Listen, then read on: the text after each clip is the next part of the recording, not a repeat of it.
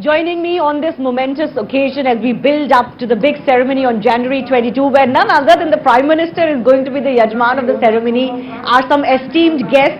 We are joining you from Ram Ki Peri with the Saryu right behind us. We can hear the music of the river, and of course there is music of devotion in the air in Ayodhya. Right next to me is Vishnu Shankar, senior lawyer, needs no introduction when it comes to issues of faith. Vishnu, thanks a lot for joining us here. Very good evening. Neeti is also joining us. Neeti is an astrologer and of course someone who believes in Sanatan Dharma and its values. We'll talk to her about that. Radharamn is spokesperson and VP of Iskcon Kolkata, who's joining us. He's been someone who's been talking a lot about the fight that Hindus have had to fight to get to this day. And Mahant and Acharya Shailesh Tiwari, Vedic Guru, is also joining us. जय श्री राम, बहुत जय श्री राम. बहुत बहुत धन्यवाद हमारे साथ जुड़ने के लिए. Vishnu, I want to begin with you. The occasion, I don't know how to overstate this occasion. There's no way to overstate this, but there is no way to truly express it in words. This is the struggle of 500 years that is finally coming to an end. Do you have words to describe this? I think there are no words to describe it, but definitely I can share my feelings with you. Yes. We are coming from a generation where we have seen our Ram Lalla being worshipped in a chabootra. We have seen our Ram Lalla being worshipped in a tent. And today that occasion is coming, where on 22nd of January we are going to see Ram Lalla in a bhavya temple.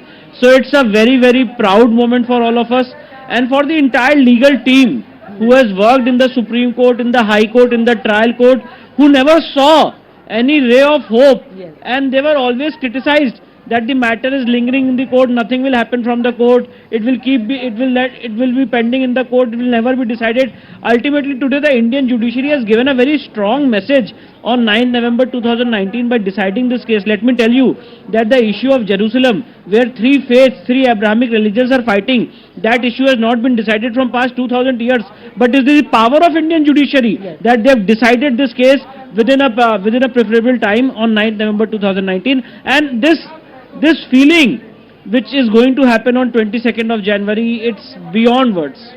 You know, I was about to say that ideally a lot of these decisions should not have to go to the judiciary, should not have to come from the judiciary.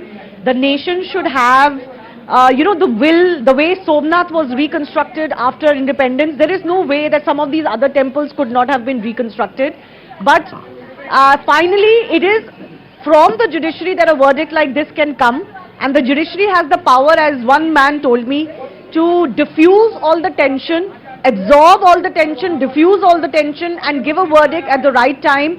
Of course, this has been a verdict that has been waited for a very long time. And yes, there was criticism. Yes. There was criticism that actually the courts don't want to do anything or the atmosphere is not correct.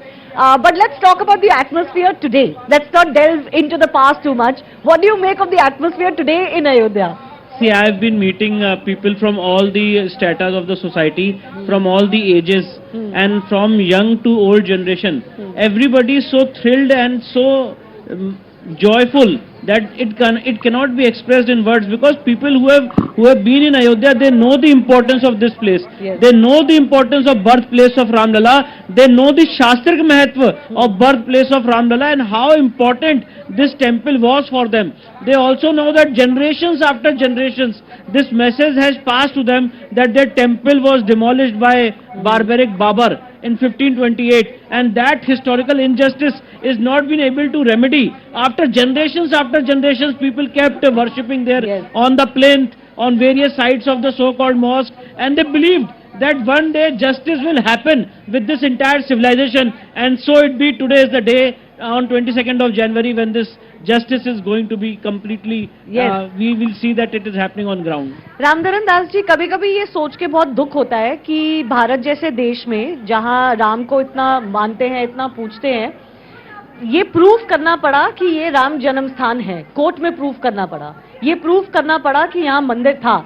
जबकि हमारी तो generation after generation एक spoken हमारी एक history है जो generation after generation pass होती रहती है, किसी को प्रूफ करने की जरूरत नहीं पड़ती.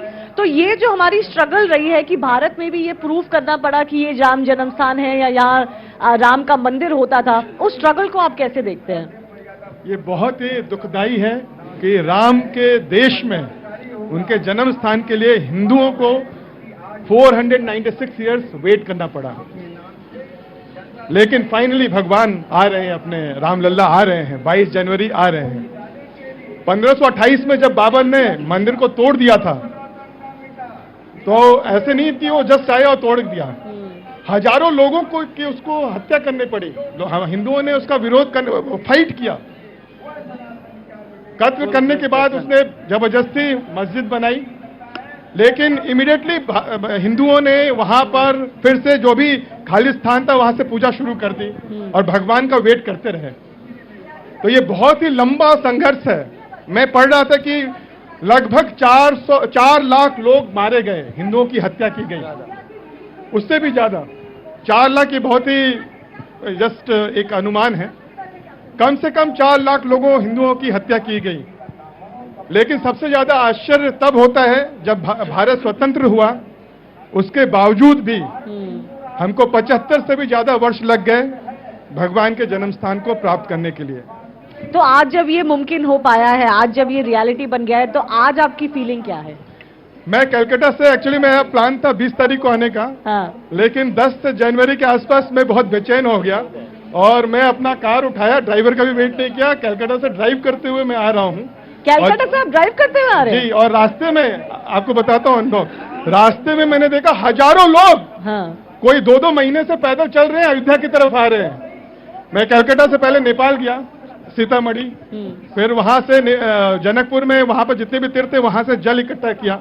वहां पर भी, नेपाल में भी, मैया सीता की जन्मभूमि में भी लोग इतने आनंदित हैं, पूरा उत्सव अभी 10 दिन से पहले से ही लोग उत्सव मना रहे हैं और लोग भगवान के लिए प्रेजेंट लेके आ रहे हैं, अलग अलग वस्तुएं लेके आ रहे हैं। और मैं बहुत रास्ते में जब रुकते रुकते आ रहा था तो मैं लोगों को पूछता था कि आप पैदल चल रहे हैं, आप कार में चलेंगे? बोले नहीं, ये हमारी तपस्या है। तो आप रास्ते में देख सकते हैं लोगों की भावनाओं किस तरह, भावनाएं जो है किस तरह भगवान से। बिल्कुल बिल्कुल, और ये भावना ही है। That is why I said that in India you don't have to have something written, you don't have to have someone to prove it through archaeology or through some written historic artifacts. In India our spoken history is our itihas and nobody doubts that itihas, but we lived in a time post independence where people doubted that itihas. They said many things, they even questioned whether Ram was even worshipped as far back as when Babur first attacked this temple. So a lot of that has flown under the Ganges, as they say. But